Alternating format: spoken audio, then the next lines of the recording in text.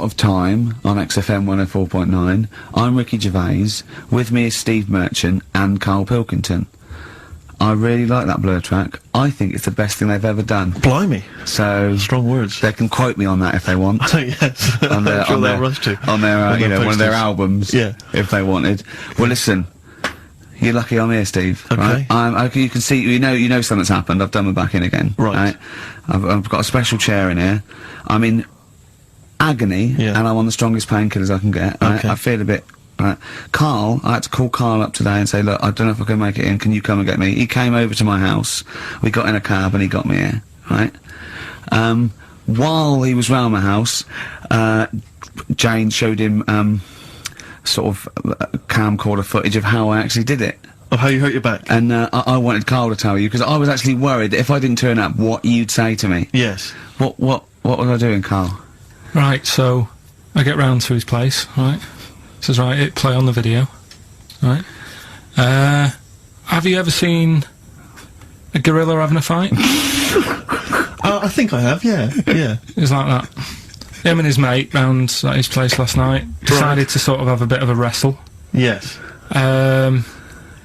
It went on, I mean, how much footage? Honestly, it was like a scene from Women in Love. Yeah. We'd done about 5 fights. We had to stop at one point because his arm was bleeding. You'd had about 5 fights? Yeah, well, we were wrestling. We were doing wrestling, right, in the... just behind in the lounge? Yeah. Well, we were on our knees and then sort of like doing, you know, and I kept winning with an arm lock. Right, yeah. And then the last time he sort of threw me, and I went on the back, and my back was done, and I was, you know, it was Ian Morris. Yes. It was, you know.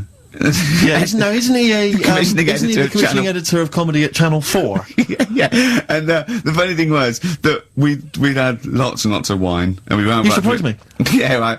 And we went, come on. I film this. The time we filmed, I said, film this, and Jane went, oh, right. And I took my shirt off. It's right there, and you can just hear slapping. Oh, why? Can I just ask though? I mean, it's a Friday night. You know, you had a couple of drinks, you know, some intellectual conversation. Yeah. How does it get round to? Do you fancy wrestling me? Well, and having it filmed. Well, it was on the couch, but I kept sticking my socks in his face to annoy him. Right. Yeah. And then he hit me on the shin, and I got sharp shins, and it hurt. And I was going, I'm going to smack your face, and he's done kickboxing. And it's that thing, like, you sort of joke, and they go, come on then. Yeah. And you start, have you ever seen the thing when Jack Osborne fights that skater dude? No, on the Osborne? I was very much the Jack Osborne figure. Right, yeah, the fat bloated guy just come out of rehab. I'll tell you what it was like, Steve. Have you ever seen, like, the David Attenborough stuff? Where, like, a tiger will be ripping a deer's head off, and you think, why doesn't the camera crew stop it? Yeah. You sort of watch, you're thinking, why was Jane just letting this happen? Why is she not stepping in and intervening? Yeah. And the thing is, she said, right, you've seen enough, haven't you, and stopped it, so I don't know how much footage you've got. It wasn't much. It wasn't much. But because your lounge is not huge, and there's not much space between the back of the sofa and the table. It doesn't need enough. It was just a pin or a submission. So it was all over with like one of us throwing the other one on the back. And how does it? I mean, how do you start with a wrestling match? Are you both stood up, or you all on your knees, and you sort of like go together like ratting steels? Yeah. Oh dear. Like a giant walrus. It's not gay. Play a record. Could we put that online? Could we get that on the web? That I would love to see. Better Rod Stewart? Yeah. Stuart May. Indeed. You need to say no more. If people don't know what it is from that information, forget them. Gervais Merchant Pilk. Exactly. Alright? Exactly. Rick, I was out last night, I was in the Crouch End area, and I passed things upset me like this. It was a restaurant, it was a little French restaurant, but you barely noticed it. You walk past, it was like a row of houses, and a little French restaurant there, open, it was kind of summer evening. Bistro. No one in there, Rick. It was about 10 to 10. I'm thinking if no one's in there at 10 to 10 on a Friday evening, it's doomed. And it really upset me. It genuinely upset me, because I always think about the little French guy in there, you know, he's put all his money into that, he's convinced his wife to do it. Yeah. You know, she's not convinced, but she's a great cook. Eve. Exactly. And it's already going down the pan. Do you know why? You don't want French food on a hot summer's night, you want Mexican food. Well, indeed, some kind of tapas. But, exactly. But then because we were just discussing other things that upset us, and like glimpsed war. Well, true, obviously war. I mean, obviously I started with war, famine, disease, SARS, that sort of thing.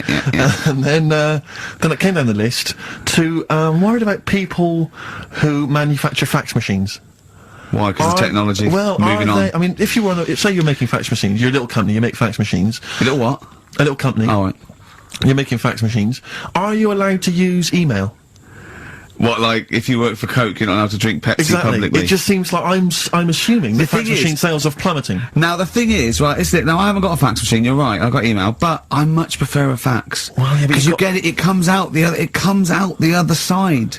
Yeah, but... Do you know what I mean? It is what they've sent, that's what's great about a fax. But you can print off your email, can't you, and then you've got it in hard copy. Wow, it's sort of instant. But, you know, I don't look at the emails, a fax comes out, it's there, it goes, it's like someone putting a little post-it note on your face, do you know what I mean? You go, oh yeah, I'll read that. Yeah. Whereas email, you got email, you know what I mean? Well, yeah, no, but what worries me is whether I'm assuming fax machines are just, I mean, I don't know if there's anyone listening who works maybe for a fax machine organisation. 08700 800 1234. If you're in the fax industry, give us a call, tell us, you know, what sort of figures. Yeah.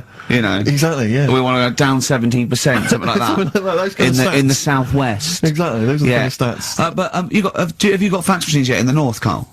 Yeah. Yeah, I mean, you're loving it, aren't you? I like getting letters. Well, no one sends letters anymore, do they? You like getting a scroll from a man on a horse. Yeah. Saying you're... When do you get letters?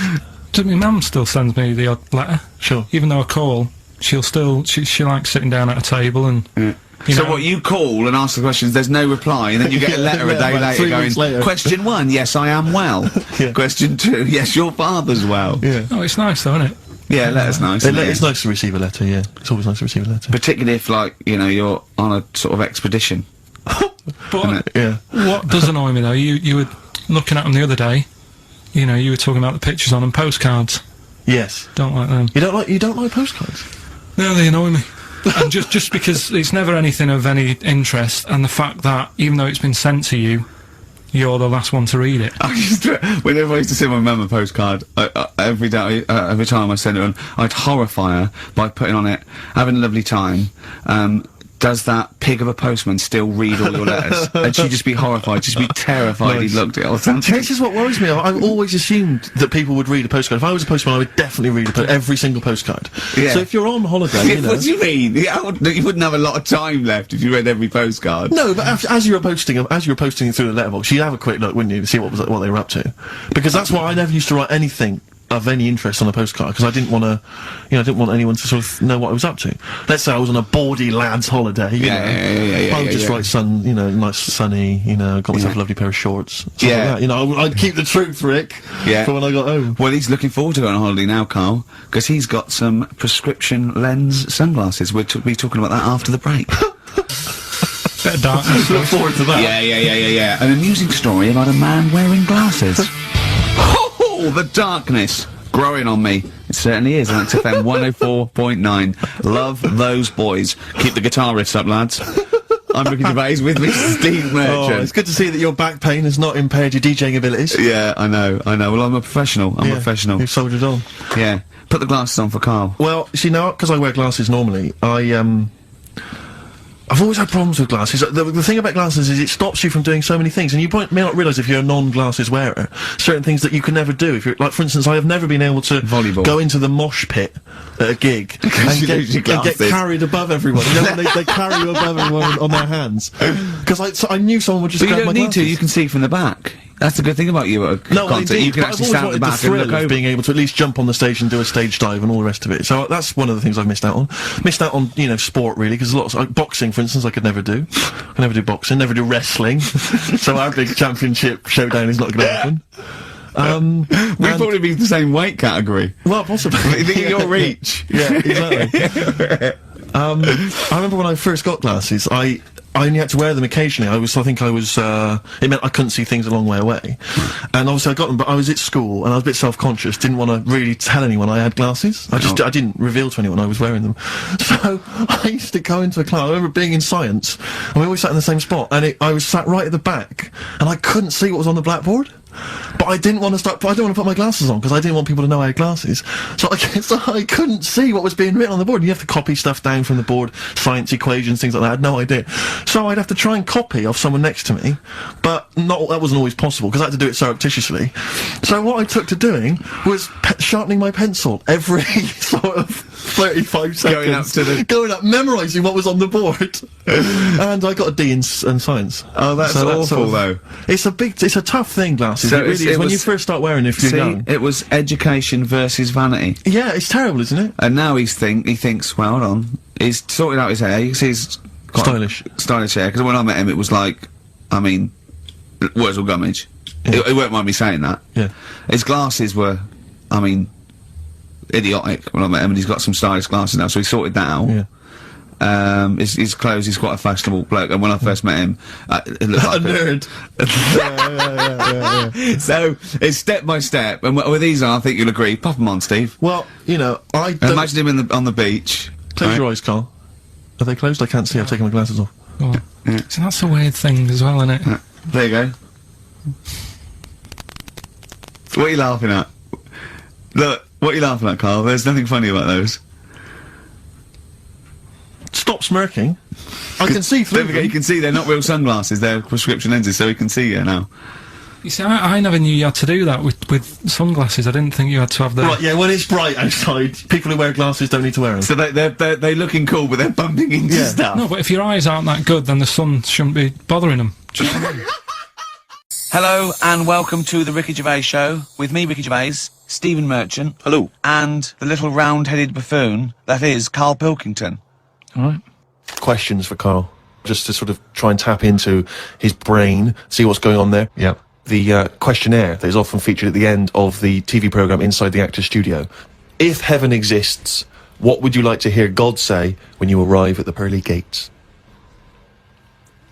Is that how it works?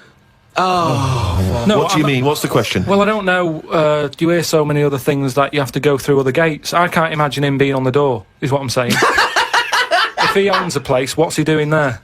He could put anyone on it. It's St. Peter, isn't it, who's normally minding the gates, famously. Right, so it's him asking me. Okay, well, let's say it's St. Peter. No, you go through the gate, Peter goes, oh, you're expected, he's got an appointment, we're going through the guard, go through a few doors, go up top floor, right, past the executive washroom, into his big office, okay, that overlooks the universe. So what? So you've gone in to see God, it's an audience with God, you've died, you've gone to heaven, and what would you like God to say to you at that point? Probably just say, you've done well and that in your life. You never did anybody any harm. So, welcome to heaven. Any problems, give us a shout.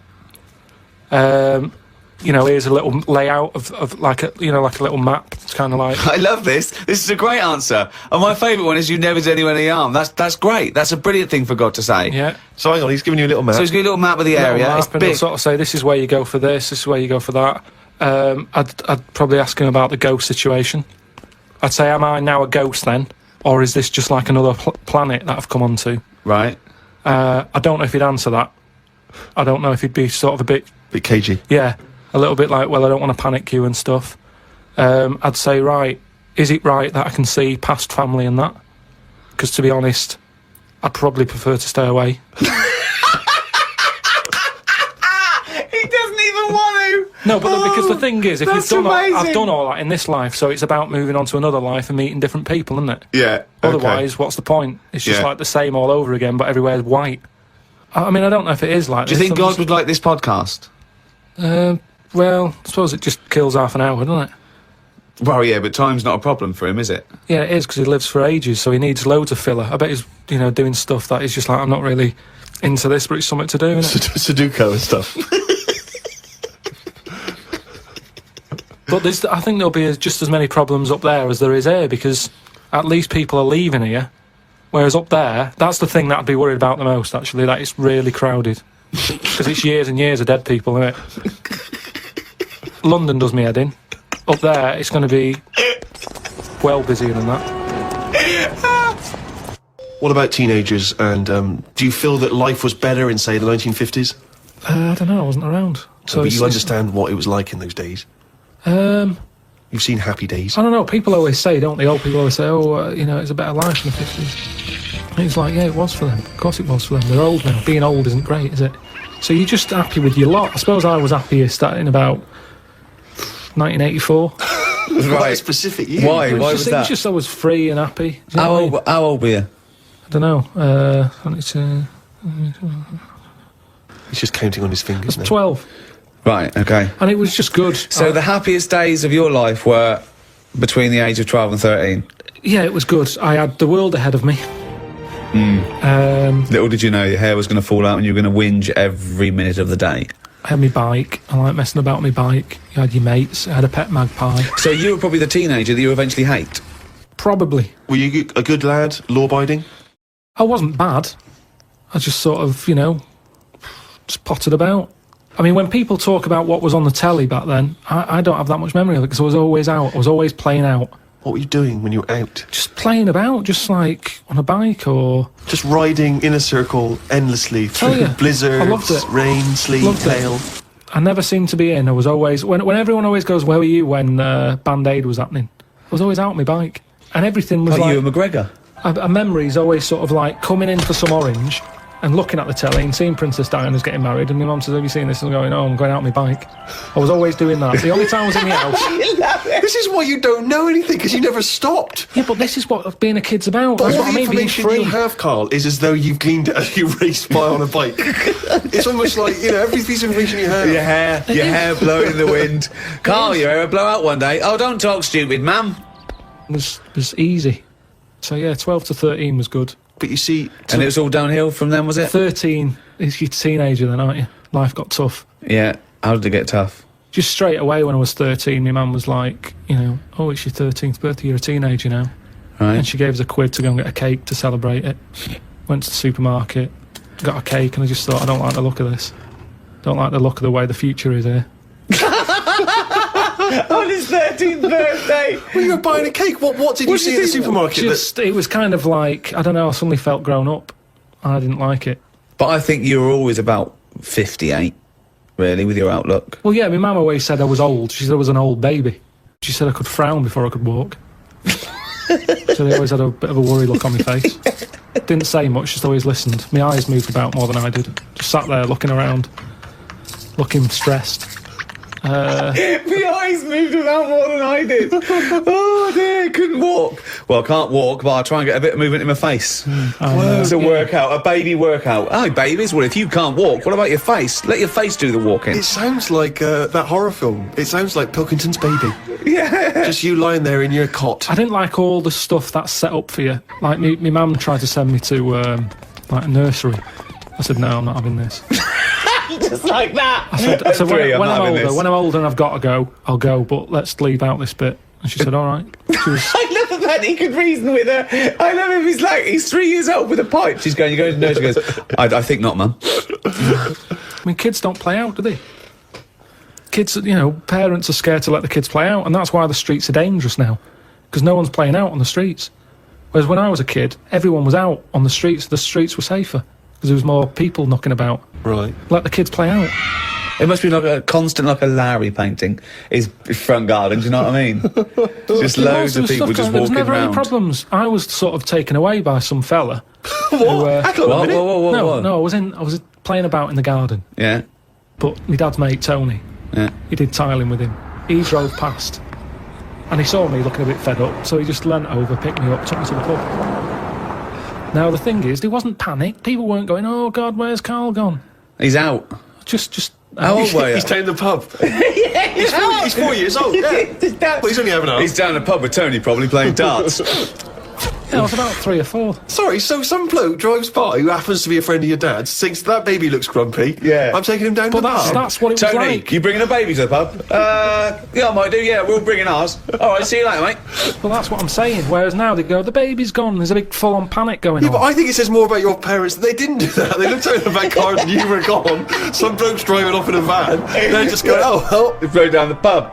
Doesn't Princess Diana look lovely? This is absurd. So what happened when you got down the pub?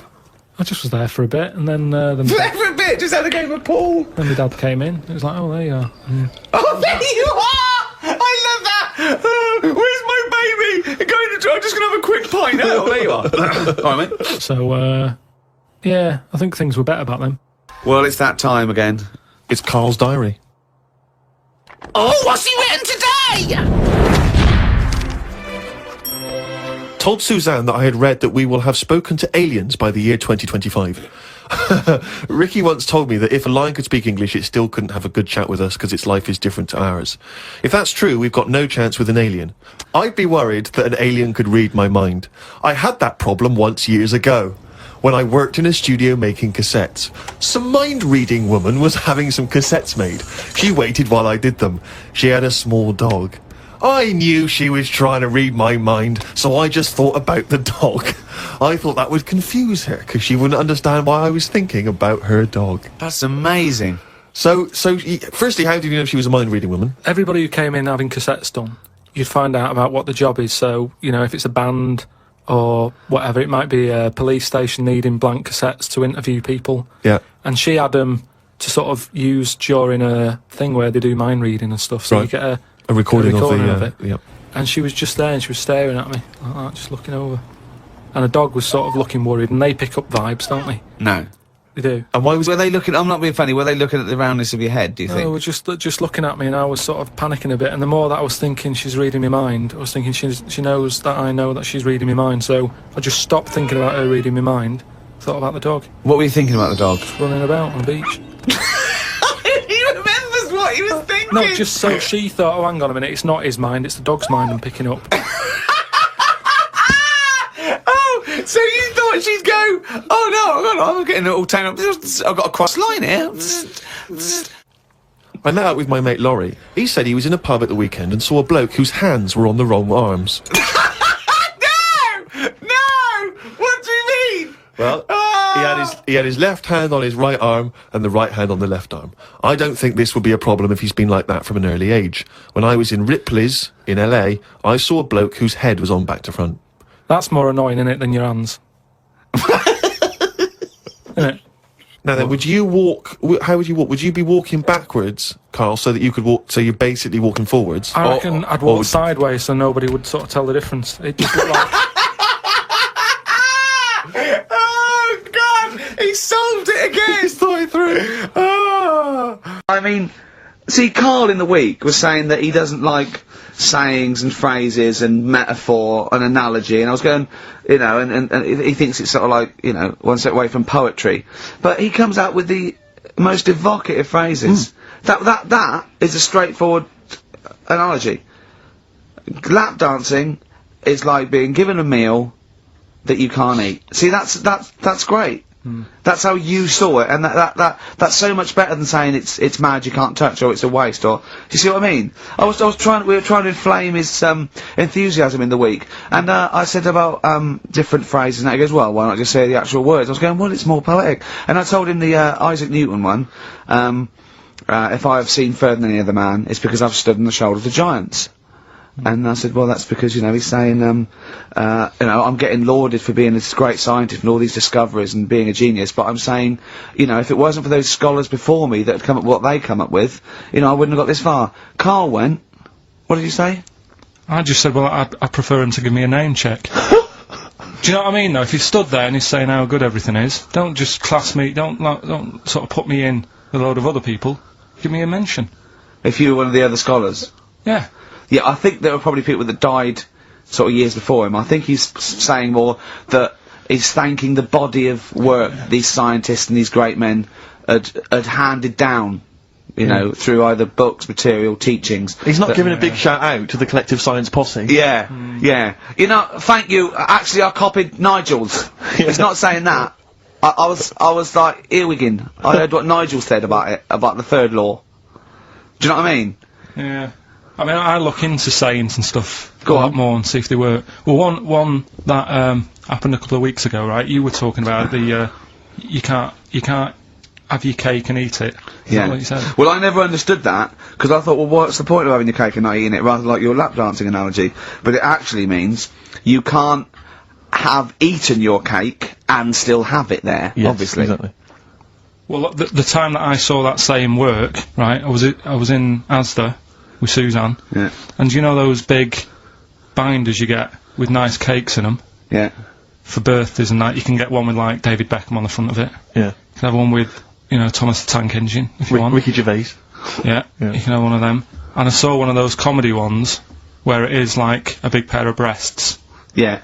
And that is when, you know, you can have your cake and eat tit. Play record. No, but you see what I'm saying? Play record. I want to talk to you about it. About puns. Placebo! This picture, with the androgynous vocal talents at the helm there of Brian Moloko on XFM 104.9. Informed broadcasting. Excellent. Did you see, I don't know if Karl saw it, I know you watched it, Rick, it was extraordinary, it was a Sky One TV show the other night. It was something like, reality TV. Oh, I can't remember what it's called. Yeah. Excellent. And it was about basically what the fortunes of various... I cannot get enough of it. The fortunes of various reality TV stars, since they've come out of the show. Christine Hamilton coming out of the jungle. And obviously, once again, always a pleasure to find out what Fats Waller is up to, Rick Waller. I mean, he's in a band now. He's got his own band. He was playing in some club in Rochester. There was about... It's sort of gospel, sort of gospel rock, that sort of soul gospel rock thing, like something you see in the Commitments or something. And when it cut to the audience, it was like it was in Butlins. It was just a big dance floor, and there was just people watching indifferently. And you went, the people that were here loved it. I mean, it's a bit sad. I have to say, I know. the size of the man, his leather jacket, Karl, was extraordinary. I don't know how many animals had to die to make it. It was like... You know, it was. It looked like if he'd have fallen off, it'd been like the Hindenburg. Yeah, because it was like a Zeppelin. Oh, the humanity! It was people.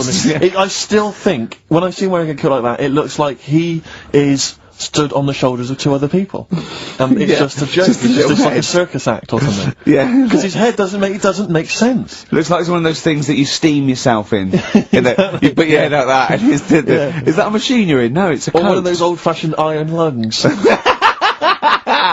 Oh dear. There were some magic moments. But there was a great, because once again, I mean, I missed a lot of the first series of I'm a Celebrity, Get Me Out of Here, but it showed once again the moment with Darren Day. Darren Day, a lovely guy, but that moment where he went off and sat on a rock and came back and he'd written a song. I know. Which he just, and I can't, it was also things like, I'm in a hotel room in another town. I know, don't. And it was like something you'd write when you were 14. It was unbelievable. When they showed it again, it's just stunning. I love songs you write when you're 14. It's like your first sort of like song where you know 3 chords, and it's always stuff like, there's a man, he's a lonely man, take a look at him, he looks a bit like me.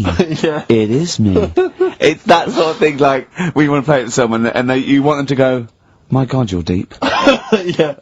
My God, you're brilliant, aren't you? And that's about you, is it? Oh, yeah, it is, yeah. I have to say, this is such a terrible confession. When I was doing a school play once, when I was about that age, 15, right, there was a girl, who was in the cast with me, right, and she sort of, she was giving me the eye. I was thinking, yeah, well, I kind of thought she was, right? And there was glass. But there was another guy there as well. I was sort of competing for affections. Oh, no. And he was quite a witty guy. His name was Scott Hansen. He had long blonde hair. Exactly, yeah. And I thought, well, the way to impress her, because I was 15 or whatever, I thought I was pretty smart. I sat in one of the adjoining dressing rooms, reading a copy of the philosophical book Zen and the Art of Motorcycle Maintenance, which I didn't understand, but which I sat there reading it in the hope that she would walk in and think, my God, you're reading Zen and the Art of Motorcycle Maintenance. You don't go with the crowd. You don't want to come next door where we're talking about nonsense and people are flirting. We're talking about the bangles and curly-whirlies. You're in here saying, look, just, if you want to come and talk to me, you're welcome, but I'm not... I'm a thinker. I bet you thought you were Kwai Chang Caine, didn't you? I thought it was like she'd think, Jesus Christ, I've never met anyone like him. That is genius. And I remember the one time she accidentally walked in, she went, oh, sorry, wrong room, and left again. And that was it. Sorry, at 15, so this is about the time you took to wearing a bow tie to impress slightly people. Younger wearing a bow tie. I love that. No, I used to watch a lot of Harold Lloyd films. And he always seemed to do very well. I love it. I love the idea of at 15 you going, well, it's time I went to wooing. Right. Right, on with the bow tie. Where's the Zen? Where's the pipe and my bow tie? It's a time I got me a bow. Yeah. I love that. But songs are great as well. The other thing you do, sort of when you're about 15 and 16, is start writing songs about, like, the world's trying to take a piece of me. Hey, you think I'm going down? I'm coming back. I'm against the ropes. They try to drag me down. It's like you want to be Cool Hand Luke. Yeah. They put me in this emotional prison. The man's on my back. Who? Who? They try and take a piece of me. Who do? Well, You're 14. Parents and that, don't they? You're really comprehensive. The teachers, yeah. I absolutely love it. I still remember a poem. I'll not say his name. We're about 14, 15, and we had to write a poem, and obviously everyone's was pretty rubbish, but we mercilessly took the piss out of this bloke because I still remember the poem, and how he did it is he went through a dictionary and found things with that. And this is a poem, right? Okay, remember? I've remembered this for 25 years, right? The reason why I had to die. Did I bleed the blood of greed? What was my destiny?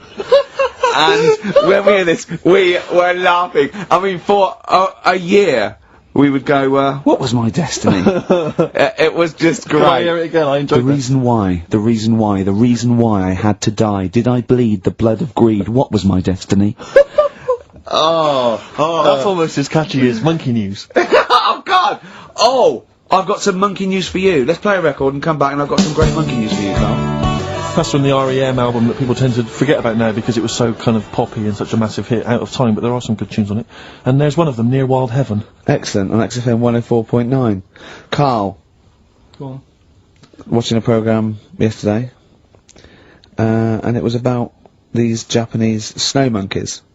And it was all about how animals learn things that aren't instinctive, particularly sort of primates, because they see other people doing it, and they start a culture. And they can pinpoint when one monkey first went down and got in the hot water springs, and stayed there because it was hot, and the others copied them, and now it's part of almost a culture, you know, that won't be handed on, because it's not instinctive, but has to be learnt each time. And, you know, and they groom as normal, like other monkeys, right? But they're really intelligent, and obviously the reason they groom other people, other monkeys, is because they eat the mites. But also the monkeys have learned they like being groomed. Okay, so they showed this one monkey. It went to a deer, okay, and it was grooming this deer to get its mite off it, right? But then it didn't eat it. It held it in its hand.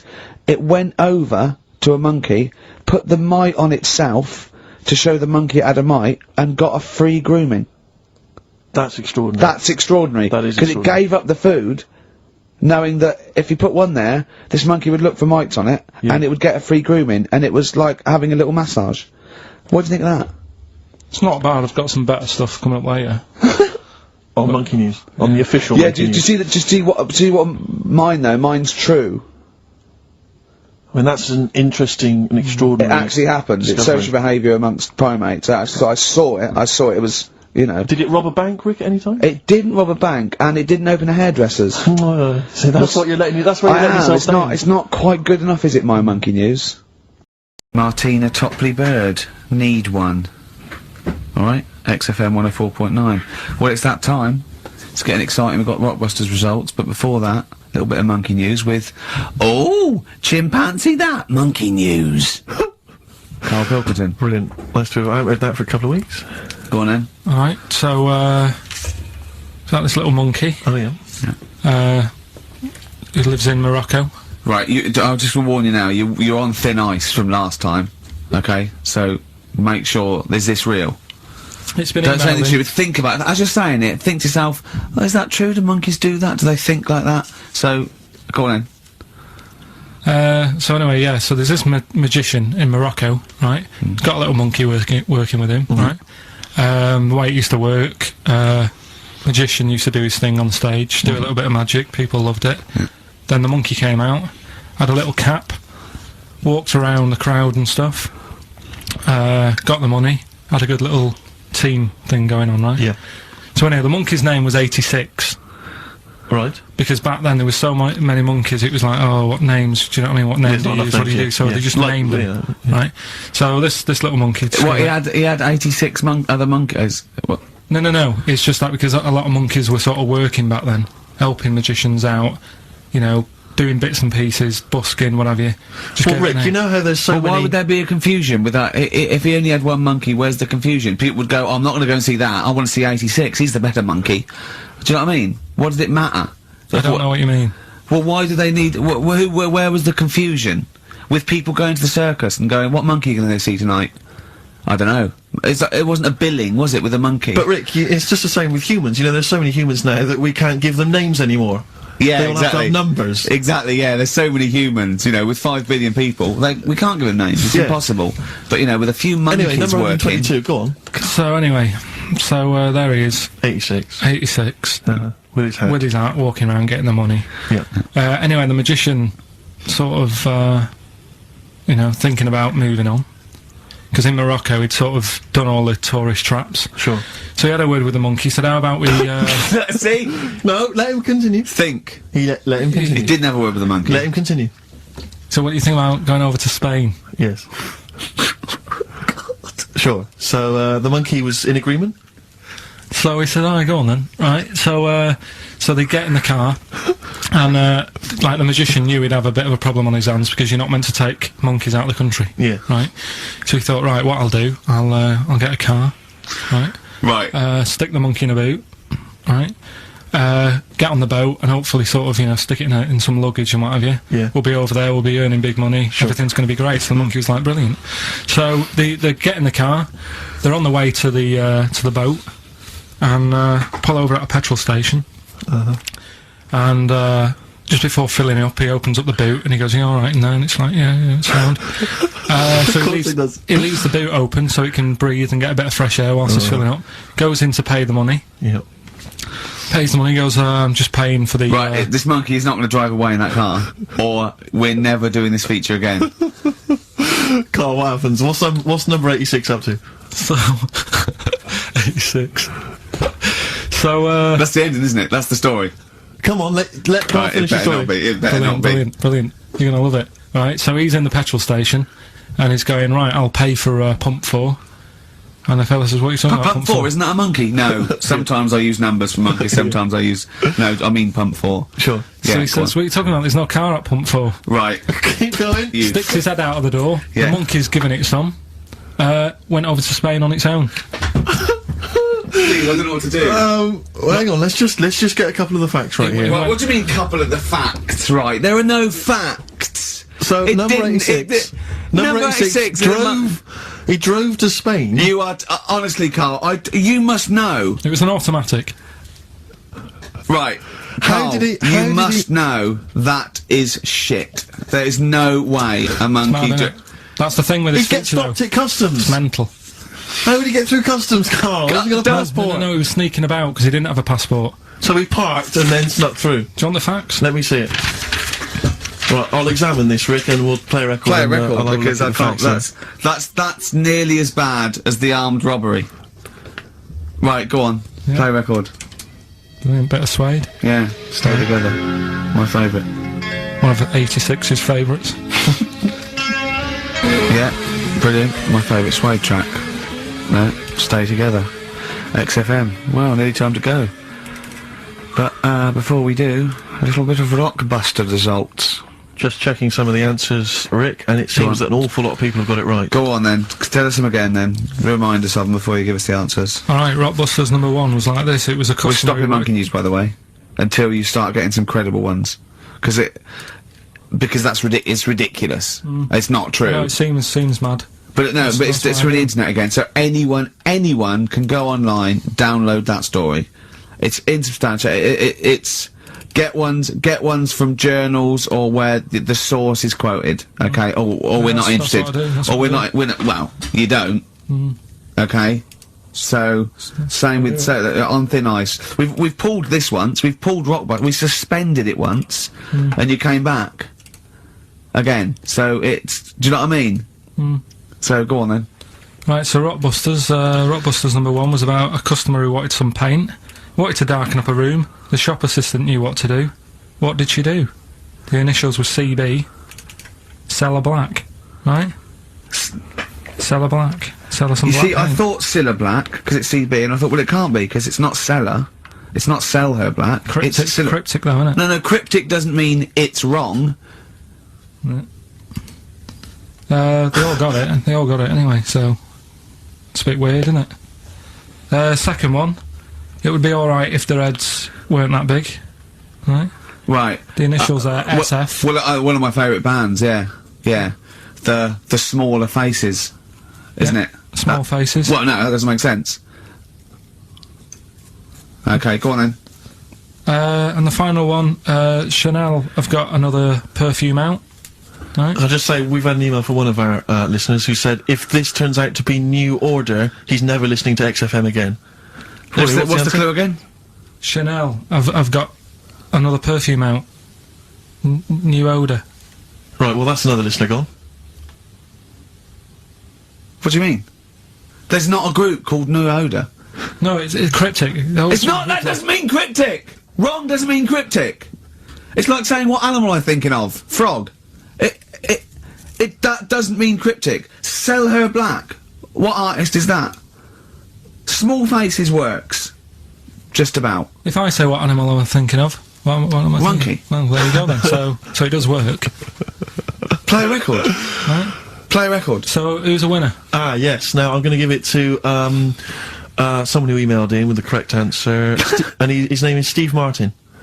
Really? And I'm giving it to, I don't know if you've noticed over the last few weeks, I've been giving the prize to people with just a kooky element to them, you know, if they've got people to an start amusing name. sending their name in, like, Barry Bumpfroyd. Well, don't worry, because I can spot if it's a fake comedy name. What was that last one we laughed at? I For can't no remember what it was. I think it reason? was Gerald something. Yeah, it was. It was just like Gerald Smethurst or something. What's it? Preston? Gerald Preston. Why is that a funny name? Jerry Preston, a great guy, but for Gerald some reason, Preston, we laughed at that. he caught my attention. So this week, Steve Martin's caught my attention. Right. Yeah. When was the last time Steve Martin made you laugh? This Steve Martin, or Dickers hasn't been... yeah, we've had no correspondence from Dickie Anderson for some time, which saddens me. Little Dickmeister General, what is he doing out there? who Has he got... What, he's got something better to do? Ridiculous. Pathetic. Isn't Right, it? Well, that's the end. We've got the last song. So is there anything? It's the end of Rockbusters, and it's the end of Monkey News. Monkey News will give you one more go for it, and it's got to be credible. It's got to be real. It's got to be true. We need to see your sources. It needs to be corroborated. Okay. Rockbusters, they've got to be real band names. New Order. New Order. New Order. Just anything. Just brilliant. Well done to Steve. He got them all. So is that it then? Yeah. Brilliant. Well, Cheers. I've enjoyed that. Hope your back's better, Rick. Yeah. And Carl, I hope you buck up your ideas. Your brain's better. Yeah. Got something interesting about a brain. We can talk about it next No, week. tell it now. No, I'll Quickly, what is it? No, we'll leave it. Oh, like that's a hook. Like people will be going for a week. Oh, I wonder what things were Carl's brain. Was it a brain that drove a motorbike across to Switzerland? You've heard it. Remember we were talking a while back about the questionnaire that is often featured at the end of the TV programme Inside the Actor's Studio. Oh, yeah. Where the host, James Lipton, always asks the same questions to every guest.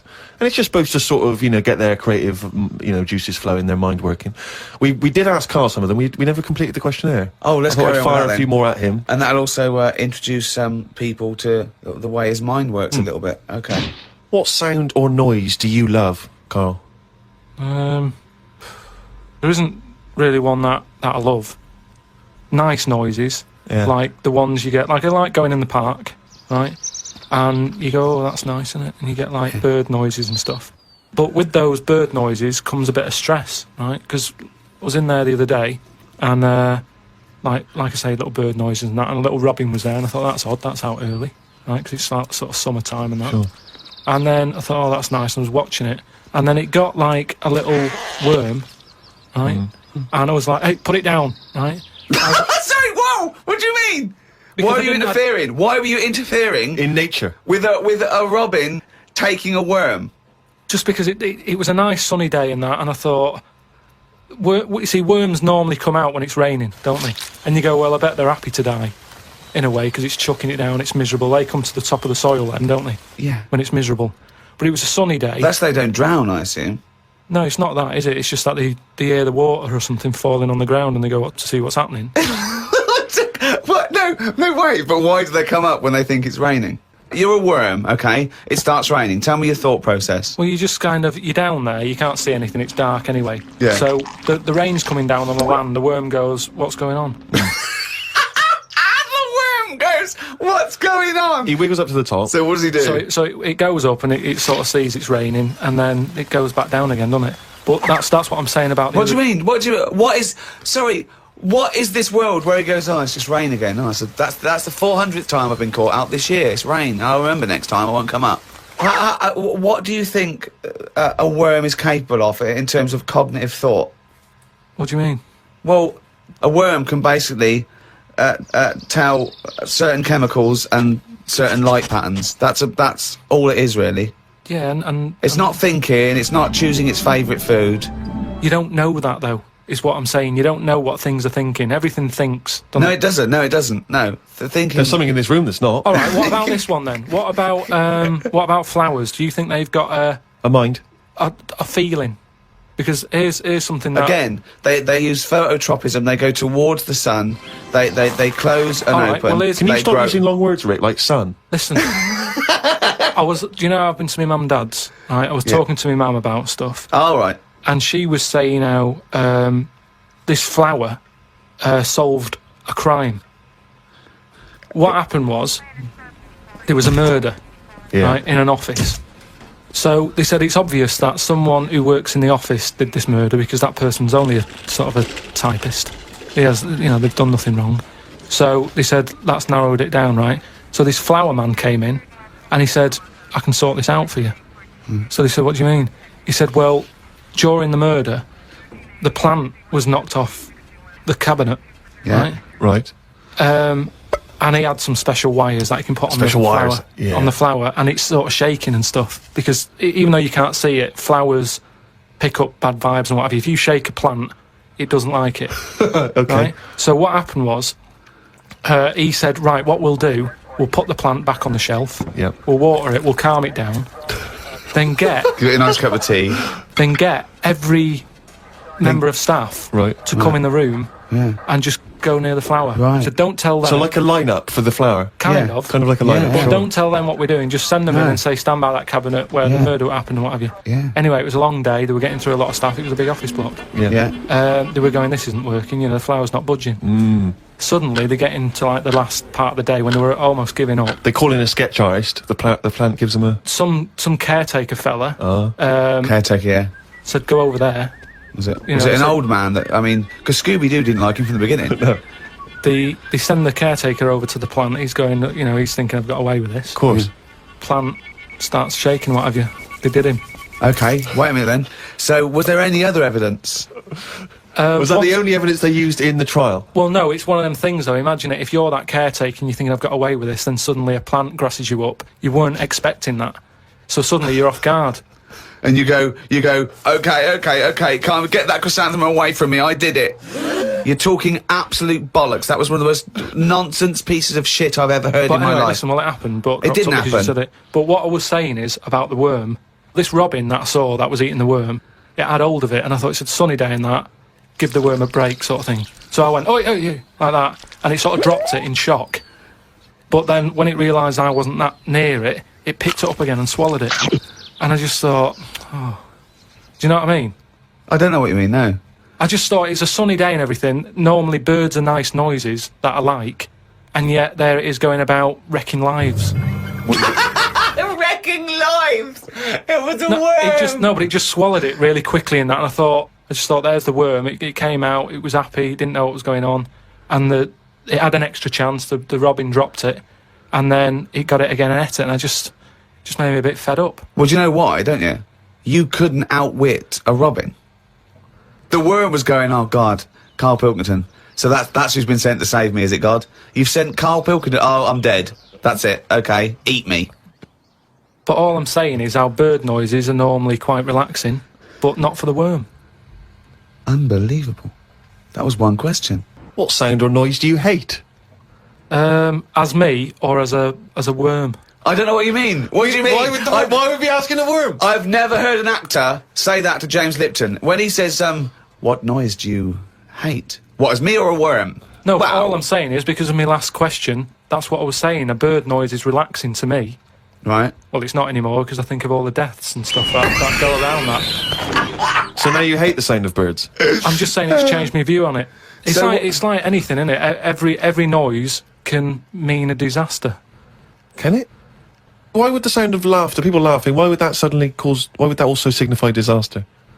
If you wake up in the night by the sound of like a baby laughing. Baby laughing! No, if I had a baby, right, and Suzanne was out, she worked nights or something, and I'd nodded off, I'd put the baby to sleep, and then it's 3 in the morning, and I'm woken up by the sound of a baby laughing, that would terrify me. How is this that? I just think the baby's sitting up in a chair like Chucky, going, Well, no, I think the baby's reading his diary. Thinking, oh Christ, this is my father. I just hope I'm adopted. oh God, a baby laughing! What profession other than your own would you like to attempt? This is you as you, not as you as a worm. But have I had the training? Oh, for Oh. No, well, I've said before, haven't I, about maybe having a go at an operation. I don't know why it leaps from where it leaps from no ambition, where if he could have a job, it would his best job he's ever had is a paper round, and if he could have a job, he'd like go to the cobbler once a week and then walk a dog. To I'd like to have a go at thoracic surgery. No, I'm just saying, I bet it's like we do this, and you know, some people like listening to it and what have you, and you go fair enough, but I never feel like I'm doing anything of any worth. No, you're absolutely right there. But if you're going into like an hospital, which are places that are pretty miserable anyway, as an office space, not only have you got to go in that building and work in it, but you've then got the pressure of changing a lung or whatever I've said before. Right? Changing a lung, yeah. But I'd like to have a go at it so I can say You've done it. I've done that. So, under what circumstances, in what world, do you think anyone's going to let you have a go at changing a lung and that? Jim will fix it. No, I'm just saying the Comic way, relief. But the way the world is, and the way that there's more and more people, more and more doctors are needed. I mean, it's already happening now that people are doing jobs that they're not really qualified for because they get sort of what's the word? Sort of uppered too early. Upward. Upward! I love the fact it's basic language. It's like it's unbelievable. Upward. Do you know what I mean? Promoted. Yeah, promoted. Yeah. They get promoted. I prefer upward. Upward's great. So Why was I not upward? Unbelievable. So do you know what I mean? I think because more and more people are knocking about, we need more and more doctors. Yeah. You get a job in a doctor's, you're going to be promoted sooner now, I think. Yeah. Well, what I'd do is I'd probably upper you, and then what's the word? You go away them. I think it is you go away them. You leave the door. You leave the door. You fire them. That's it. That's the word I'm looking for. So I'd upper you and go away the doctor, if anything. But I've been to, you know how I don't like going to the doctors and stuff. Yeah. Right? Because you're always scared that they might investigate below the bridge. Yeah, but I checked on that before. I signed up to it, and then they said, right, before we can take you on as a patient, you've got to have a health check, right? Which I thought was odd, because it's almost like saying, if you're ill, we can't be having you coming here, right? But I said, right, okay, fair enough. What is this health check? And they said, oh, you know, we just check your body out and make sure you're fit and healthy. And I thought that isn't enough information. You know, I want to know if it's the old finger trick, or and I said, what do you mean though? When you said health check, what do you do? And she said, oh, it's just, I think she knew what I was getting at. And she said, oh, it's just the blood pressure, your weight. That's about it. So I went and had it and stuff. But you had to, before you sort of said, right, I want this doctor, they give you loads of forms to fill out, right? And one of the things they did was, if you die, what do you want to give away? Right? Like a donor. Mm. And what have you, and I thought, I really thought about it for 40 minutes or so. I didn't just rush into it. I was sat there thinking, you know, if I'm dead, does it matter and stuff? But I was really concerned when it said about the eyes. Right. Right. Why? What do you mean? What? Because can they have your eyes after you die? It was. I think it was fourth on the list. Why do you care about giving your eyes away when you're dead? Just because of that thing of, you know, we don't know for sure yet. I know that you poo-poo it, but the afterlife thing. So why, in an afterlife, would you want your eyes more than your liver and your kidneys and your lungs and your heart? Because ghosts don't eat, do they? So you don't need all your liver and your kidneys and stuff, because they're only there to sort your food out. But your eyes, if you're a ghost, I don't want to be a blind ghost. Okay, then what should we talk about then? Right, play a record and we'll discuss this. Tracy Emin, Brilliant, make your okay. bed. Make your bed. Damien Hirst, stop cutting up sharks and things.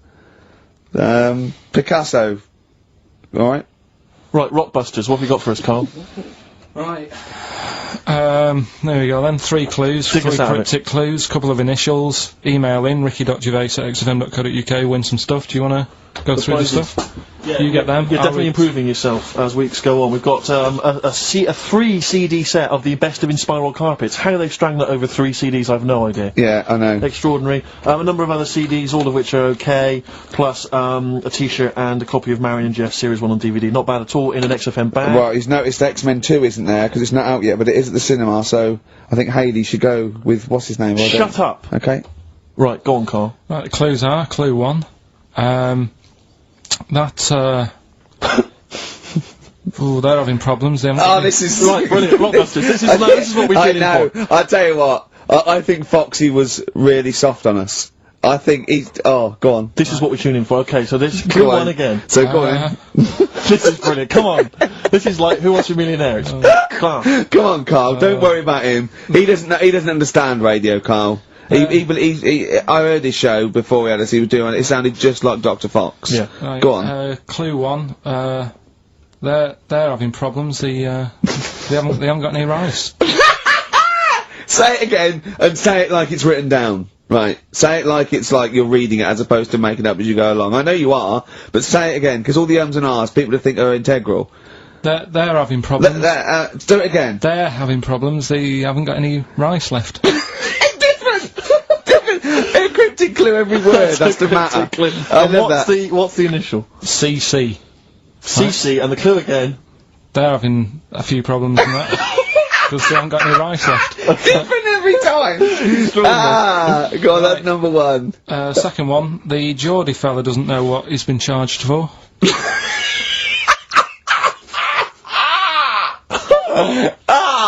Okay, and what's the initials there? BW.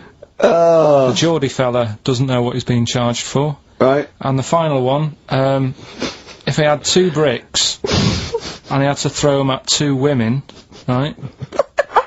Stop! Right, you've got to go through this without going, right? Oh, yeah, just do it again. Just say it again. Think what you're going to say, then say it.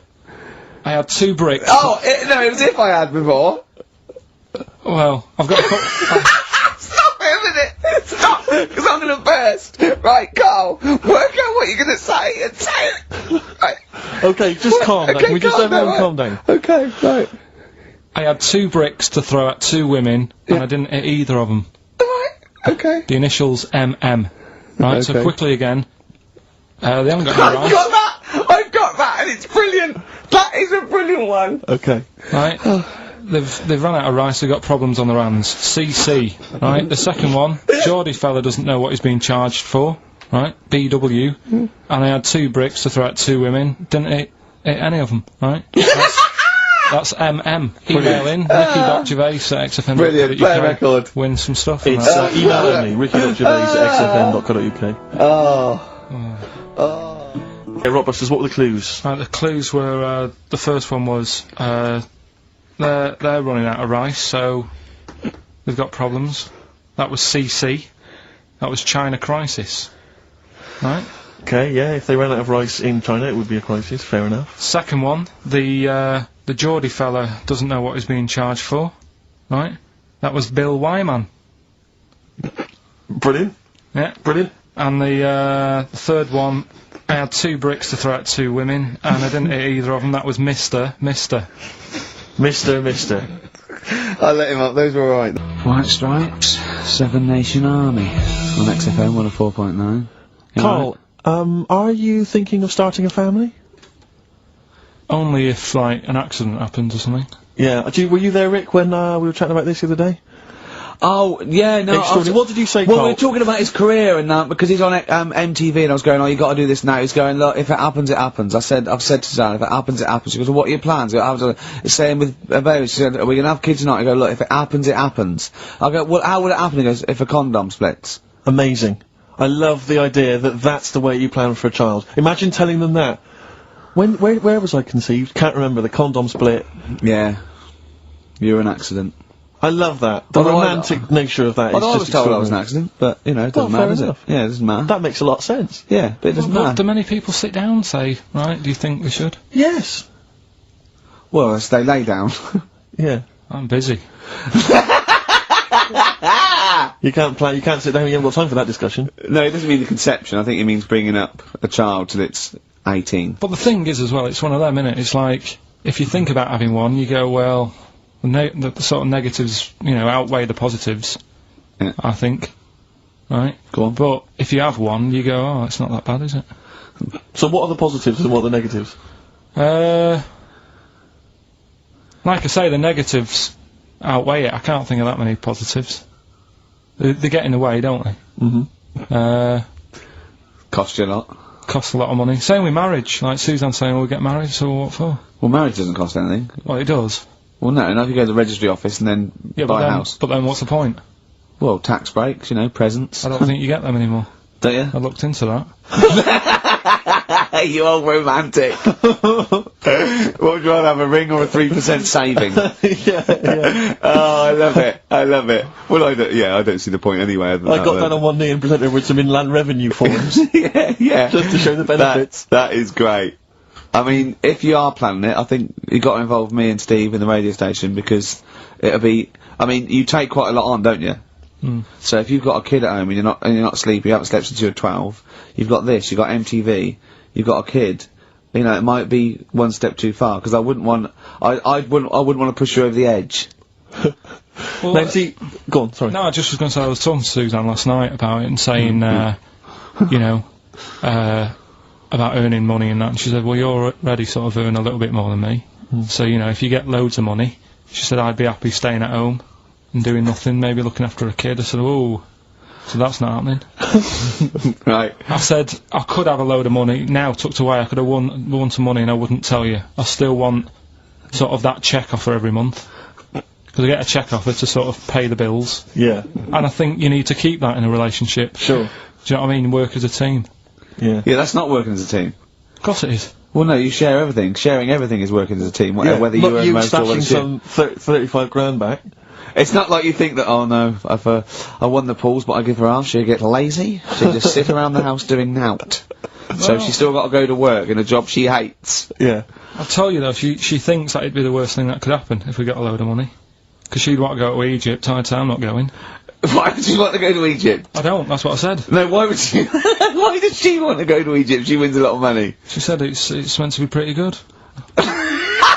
So the incredible wonders of the pyramids and the Sphinx and so on, that's not of any interest to you?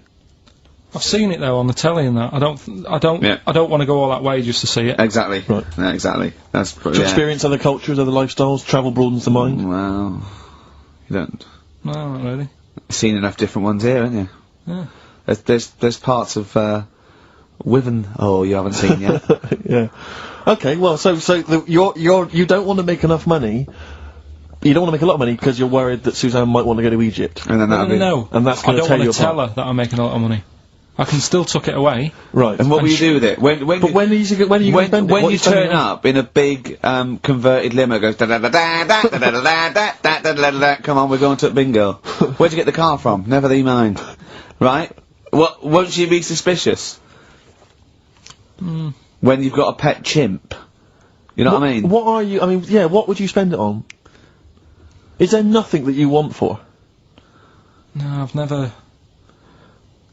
No, there's now at the moment. Honestly, it's. I'm quite happy. Do you know what I mean? I don't ask for much.